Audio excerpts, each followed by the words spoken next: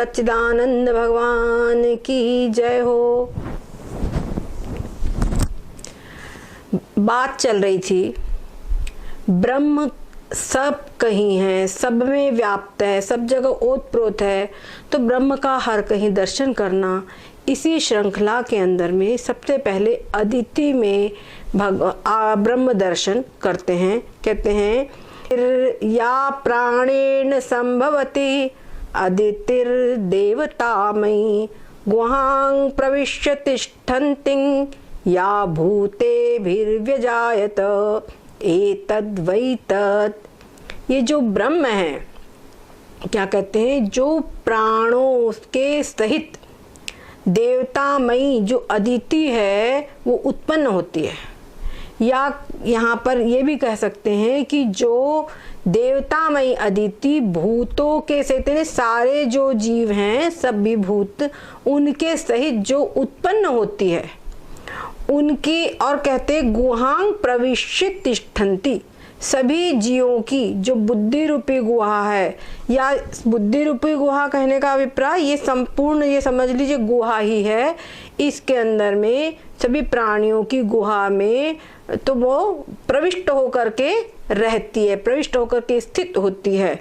वो क्या है, वो भी ब्रह्म रूप ही है। एतद् वै तत्, समझ गए, वो एतद् वै तत् यानी वही जो वो ब्रह्म है जिसको तूने पूछा है। इस प्रकार से उनको बता रहे हैं कि जो देवतामयी अदिति है, ये क्या है, देवतामयी अदिति यानी सबसे पहले क्या हुआ कि ब्रह्म का संकल्प हुआ, मैं एक हूं बहुत रूप हो जाऊं। तो ब्रह्म के संकल्प से सब जो जीवन है उन जीव पहले उत्पन्न हुए, उसके बाद में, लेकिन जिस समय उत्पन्न तब तो वो जड़ थे, लेकिन उसके बाद में देवता मतलब उसमें प्राणों के रूप में जब प्रविष्ट हुए तब उनमें जीवनी शक्ति आ गई। तो जो जीवनी शक्ति आई है,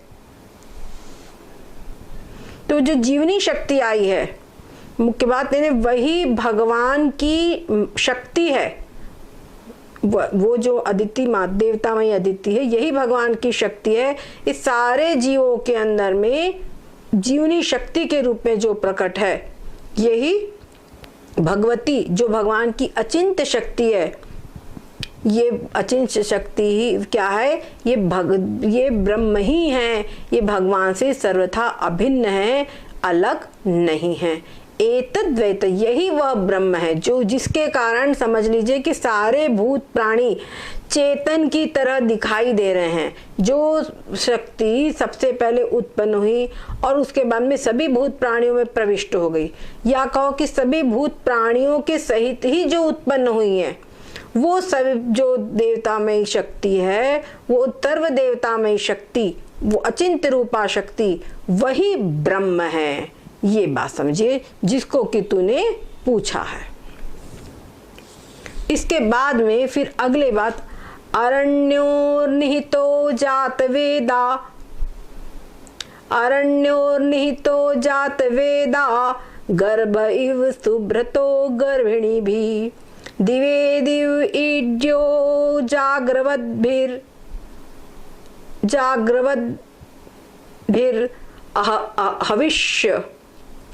हविष्मद्भिर्मनुष्येभिरग्निः एतद् वै तत्। इसको हम फिर से पढ़ेंगे।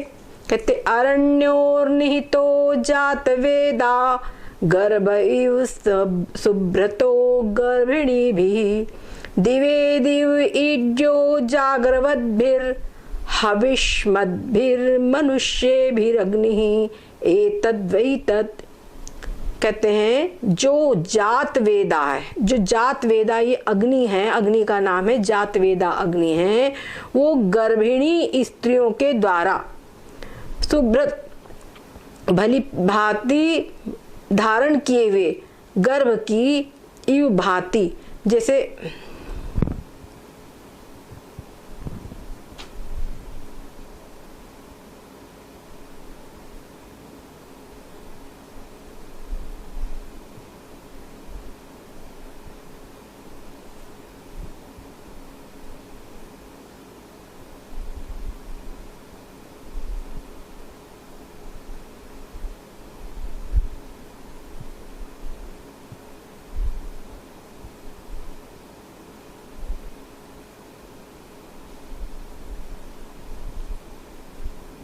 यहाँ पर कहते हैं जैसे कि जो गर्भिणी स्त्री होती है, तो गर्भिणी स्त्री गर्भ को धारण करती है। तो जब वो गर्भ को धारण करती है तो उसके द्वारा जो भी अन्न जल आदि ग्रहण किया जाता है वो उस स्त्री के द्वारा, मतलब खाया पिया जाता है, वो उसके गर्भ को पुष्ट करता है। उसका जो गर्भ है उससे पुष्ट होता है, अपने गर्भ को वो उसके अंदर में, अपने अंदर में छिपा रखती है और उसका पालन पोषण करती है। तो कहते हैं कि वो जो गर्भ है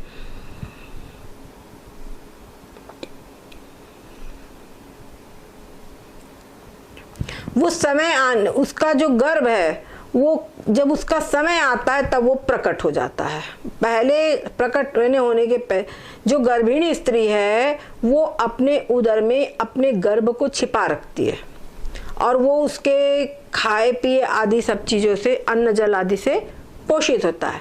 और वो जो गर्भ है वो समय आने पर प्रकट हो जाता है, मतलब जन्म दे देती है पुत्र को, बच्चे को वो। तो कहते हैं उसी प्रकार से जो अरणियां होती है, अगर आपने कभी देखा हो कि अग्नि पहले के समय में तो माचिस होती ही नहीं थी, उस समय पर 2 लकड़ियों को या 2 पत्थरों को परसत में उनका घर्षण करके अग्नि प्रकट की जाती थी। आज भी जो यज्ञ होते हैं, अगर अच्छी प्रकार से जब यज्ञ होते हैं विधि पूर्वक, तो वहां पर माचिस का प्रयोग नहीं किया जाता। वहां पर अरणियां होती है, विशेष प्रकार से चंदन की अरणी होती है, उसमें नीचे एक छिद्र होता है गोल और ऊपर उसी के अंदर में एक अरणी होती है, ऊपर की अरणी और नीचे की अरणी, उसके बीच में वहां पे ऐसे सेट किया जाता है और उसको ऐसे जैसे रई घुमाते वैसे मक्खन मतने के समय उसको जोर जोर से घर्षण किया जाता है और उससे अग्नि की चिंगारी कुछ प्रकट होती है। फिर उसी को रुई आदि में वहां पे रख के रुई आदि में ले लिया जाता है और उसी से यज्ञ आदि किए जाते हैं। तो कैसे है कि जो अरणी है उसके अंदर में अग्नि है पर कैसी छिपी हुई है, जब घर्षण किया जाता है तो वो अग्नि प्रकट हो जाती है।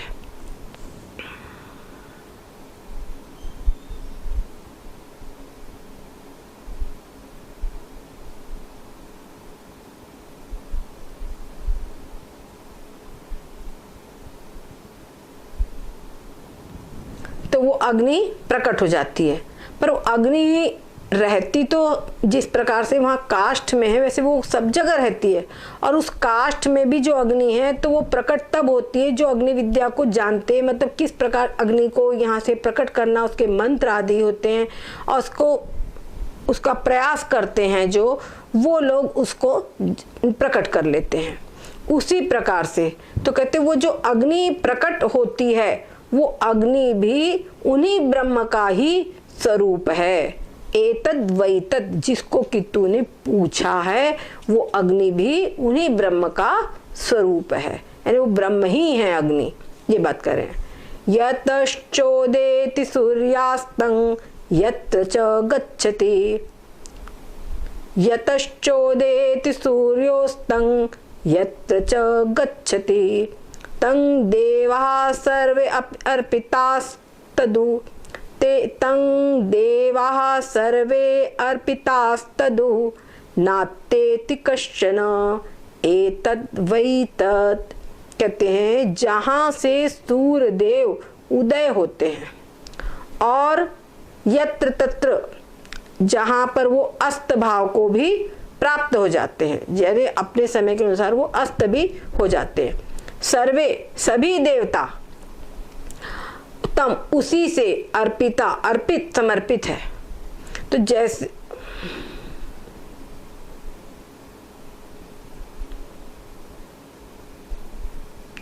यतश्चोदेति सूर्योस्तं, जैसे सूर्य है, सूर्य देव जिस परमात्म तत्व से, जिस ब्रह्म तत्व से उत्पन्न होते हैं और कभी जब समय आता है तो उन्हीं में वो अस्त हो जाते हैं, मतलब परमेश्वर में ही, ब्रह्म में ही वो विलीन हो जाते हैं।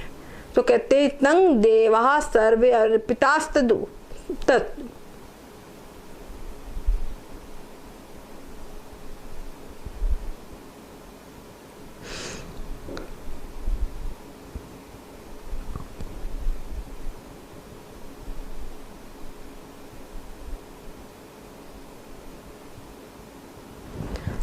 अच्छा, और नित्य प्रति भी सूर्य का उदय और अस्त बिल्कुल नियमित चलता है।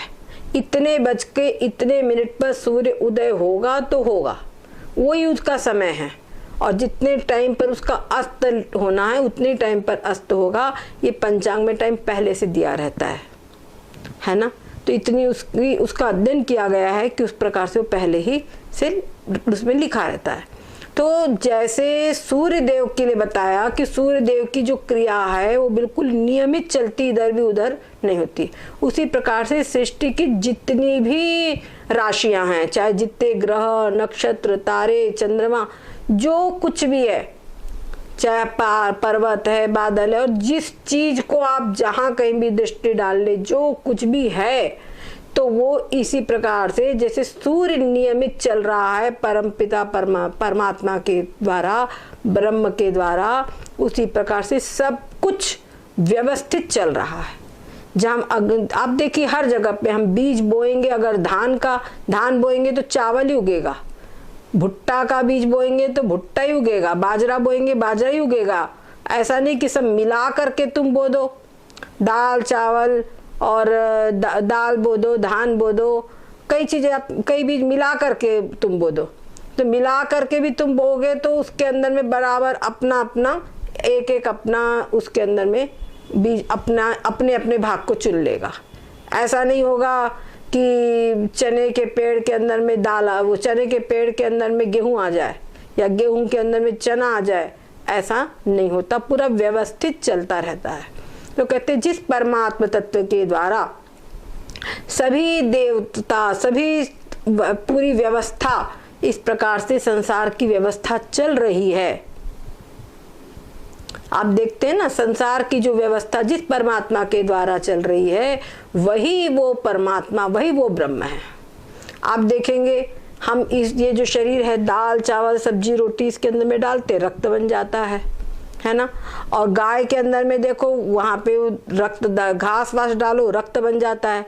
और शरीर का एक विशेष भाग है, वहां पर वो रक्त की बूंदे, उसके थन में जो रक्त की बूंदे प्रविष्ट होती है वो दूध बन जाता है।